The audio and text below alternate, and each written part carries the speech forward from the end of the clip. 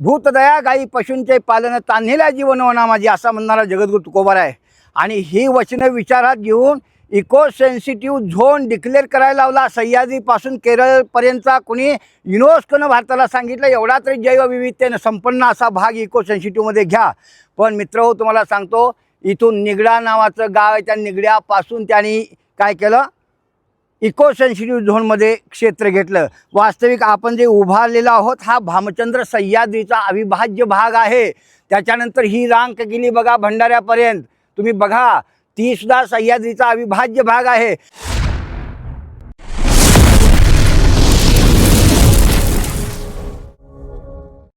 जय तुकोबा। मी मधुसूदन पाटील महाराज।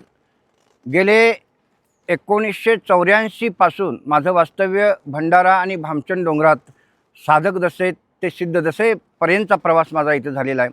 मी जगद्गुरू तुकोबारायांचा स्वतःला भगवत भक्त म्हणून घेतो आणि मी भाग्यवंत आहे की मला जीवनात लहानपणापासून काहीतरी अद्वितीय करावं असं वाटत होतं। ईश्वराच्या दर्शनानं मी तृप्त व्हावं असं वाटत होतं, म्हणून मी कॉलेजचं 1 वर्ष पूर्ण करून मी सरळ भामचंद्र डोंगरामध्ये आलेलो आहे। त्या 2007 पासून या डोंगराला जे एक गालबोट लागलं राजकारण्यांच्या माध्यमातून आणि ते विध्वंसक जे प्रवास सुरू झाला भामचंद्राचा, तो थांबवण्यासाठी मी अविरत प्रयत्न केला। त्यामध्ये प्रथम 2007ला राजकीय बिल्डरांनी खाणी लावल्या आणि त्याच्यानंतर जो संघर्ष सुरू झाला, तो डोंगर कसा अबाधित राहील, डोंगर कसा वाचवता येईल, या एका ध्यासानं मी झपाटलं गेलो आणि तिथून पुढं माझा प्रवास हा संघर्षाचा सुरू झाला। त्यामध्ये इथे शिंदे गावाजवळ डाऊ केमिकल कंपनी आणली होती शासनानं, ती सुद्धा वारकऱ्यांच्या पाठिंब्यानं हद्दपार केली।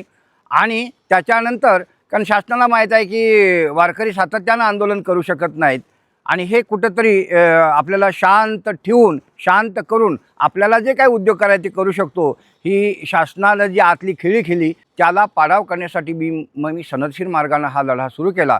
आणि 2008 नंतर सदर हा भामचंद डोंगर राज्य संरक्षित स्मारक घोषित करण्यासाठी, भंडारा डोंगर राज्य संरक्षित स्मारक घोषित करण्यासाठी मी शासन दरबारी संपूर्णपणे संशोधनात्मक अभ्यासात्मक पाठपुरावा केला। आणि सदर हा जो भामचंद्र डोंगर आहे आणि जवळच असणारा जो हाकेच्या अंतरावरती भंडारा डोंगर आहे, हे दोन्ही डोंगर राज्य संरक्षित स्मारक म्हणून 2011ला शासनाला घोषित करायला लावले। आणि घोषित केल्यानंतर बिल्डरांनी शेतकऱ्यांच्या खांद्यावर बंदूक ठेवून किंवा ग्रामपंचायतीचे खोटे ठराव घेऊन सदर डोंगरावरती हरकती घेतल्या, या अधिसूचनेवरती हरकती घेतल्या। सदर डोंगरात कुठल्याही प्रकारची ऐतिहासिकता नाही, इथं कुठल्या लेण्या नाहीत, इथं कुठल्या गुफा नाहीत, म्हणजे आपली संस्कृती संतांची नाकारायचं कामसुद्धा या लोकांनी केलेलं आहे की ती नतद्रष्ट लोक म्हणावे लागतील। आता लक्षात घ्या, आपण स्वतःला भारतीय आता हिंदू राष्ट्र घोषित करायला निघालेलो आहोत। मला सांगा, ही डोंगर फोडणारे कोण आहेत? तो कोण आक्रमक बाहेरून आले का? कोण स्वतःला हे समजतात? लक्षात घ्या, डोंगर फोडणारे सुद्धा हिंदूच आहेत।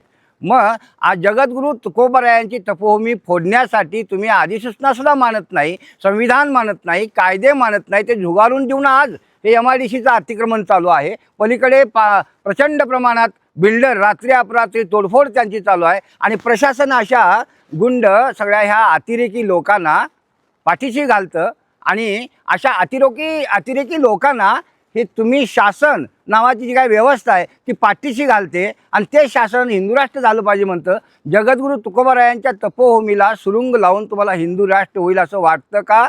म्हणूनच हा लढा मी चेतवलेला आहे। तीव्र संघर्ष चेतविला मी, तानाशाही संपाया। काय? गाथा ज्ञानेश्वरीच अभिनव मम क्रांतीचा पाया, गाथा ज्ञानेश्वरीच अभिनव मम क्रांतीचा पाया। जय तुकोबा। आपण आता जगद्गुरू संतश्रेष्ठ तुकाराम महाराजांची तपोभूमी भामचंद्र डोंगरावरती आहोत, मध्यवर्ती आलेला आहोत डोंगराच्या। ही जी खाली आता दिसते हे संपूर्ण MIDC आणि हा जो हायवे दिसतो जवळजवळ हायवेपर्यंत आपल्या संरक्षित स्मारकाची रेंज आहे। म्हणजे 300 मीटर म्हणजे 1000 फूट नियमानुसार डोंगराच्या पायथ्यापासून कुठल्याही प्रकारचं उत्खनन, खोदकाम, बांधकाम करता येत नाही। आणि शासनाला हे कळायला पाहिजे होतं, हे शांती क्षेत्र आहे, हे ध्यान केंद्र आहे। जगद्गुरू संतश्रेष्ठ तुकाराम महाराज ध्यानासाठी इथं आले, त्यांना देहूत थांबून वाड्यात भजन चिंतन करता आलं असतं, श्रीमंत होते ते।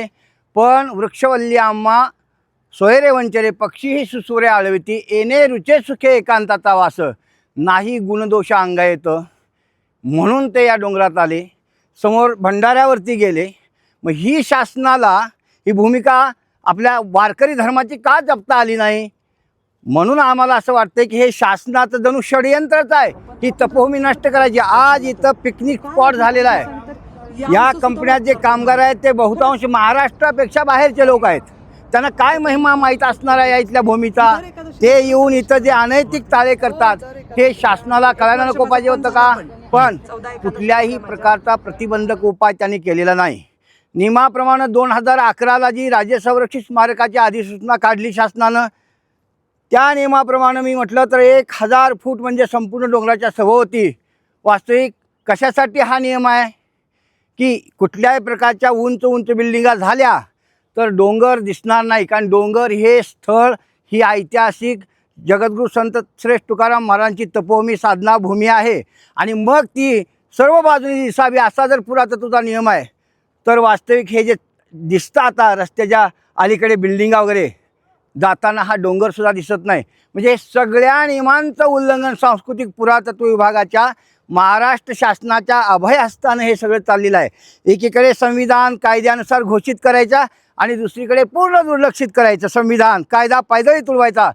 हे कुठंतरी या आंदोलनातून आता जे चाललेलं आहे संपूर्ण महाराष्ट्रात जनजागृतीचं आंदोलन, उद्या 12 तारखेला आळंदीत हरिभक्तपरायण निष्ठावंत अनेक चळवळीचे कार्यकर्त्यांसह आणि जे काय संत विचाराचे नेते आहेत त्यांना आम्ही निमंत्रण आवाहन केलं की या आपण चिंतन बैठकीला उद्या 12 फेब्रुवारी 2026ला आळंदीत पसायदान हॉलमध्ये गोपाळपूरमध्ये आमची बैठक आहे. आणि त्या बैठकीमध्ये हे आंदोलन महाराष्ट्रव्यापी कसं होईल, गावागावात घराघरात कसं पोहोचेल, यासाठी आम्ही एक समन्वय समिती प्रत्येक जिल्ह्यातून समन्वयक निर्माण करून हे आंदोलन व्याप्ती वाढवणार आहे. आणि हा जो शासनाचा चाललेला अवैध सगळा धंदा आहे, कारण या कंपन्यातूनच त्यांना निवडणुकीला पैसे जातात, हे आता लपून राहिलेलं नाही. अरे पण तुम्ही ठीक आहे MIDC कुठं आणायची, ही काही जागा आहे का? आज इंद्रायणी रसायन झाली, हा जो परिसर सगळ्या कंपन्यांचा सगळं जे पाणी आहे कंपन्यांचं ते इथं सुधा नदी आहे, या सुधा नदीत जातं आणि हाकेच्या अंतरावरती इथं इंद्रायणी आहे. हे सगळं हे कंपन्यांचं पाणी सुधा नदी आज घाण रसायन झाली. लोकांच्या शेतातल्या विहिरीसुद्धा रसायन झालेल्या आहेत. म्हणजे तुम्हाला निरोगी जीवन जगू द्यायचं आहे की नाही या संतभूमीतल्या लोकांना, हे शासनाला मला विचारायचं आहे. आणि म्हणून हे आंदोलनाची जी आयाम व्याप्त्याची फार मोठी आहे. हे पर्यावरण रक्षणासाठी पहिला मंत्र जगाला देणारा वृक्षवल्ल्यामा सोयरे वंचरे पक्षी सूर्य आळविती